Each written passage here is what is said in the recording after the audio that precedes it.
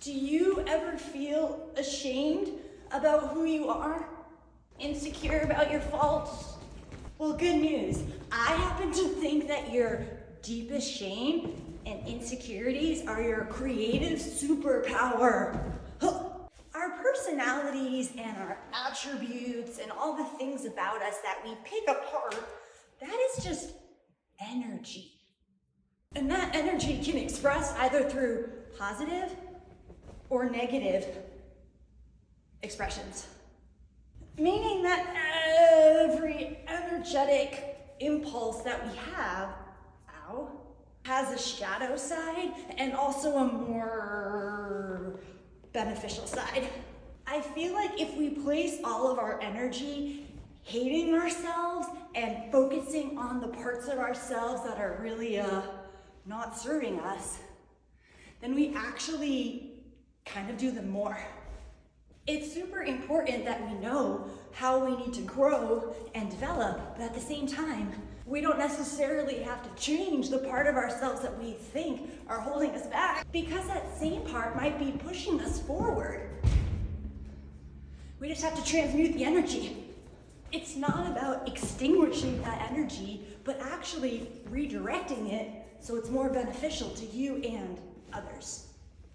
I'll use myself as an example. For one thing, I'm very insecure about being a codependent people pleaser and just always feeling like a big, floppy weakling. I'm not proud of being a sucker, but at the same time, that codependent part of my personality is also why I'm super sensitive to the suffering of the planet. As you might have guessed, I've also often been told that I'm too much and I need to calm down because I'm kind of annoying. You can be quiet now, Tony. We've heard enough of you.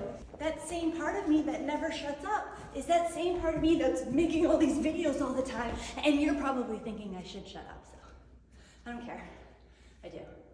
But our friends and families are not our fans or our audience. So we have to remember that all the things that maybe you want to contain in normal everyday life is the same thing that you want to push out in your creative process. I feel a lot of shame for being the type of person that's always wanting.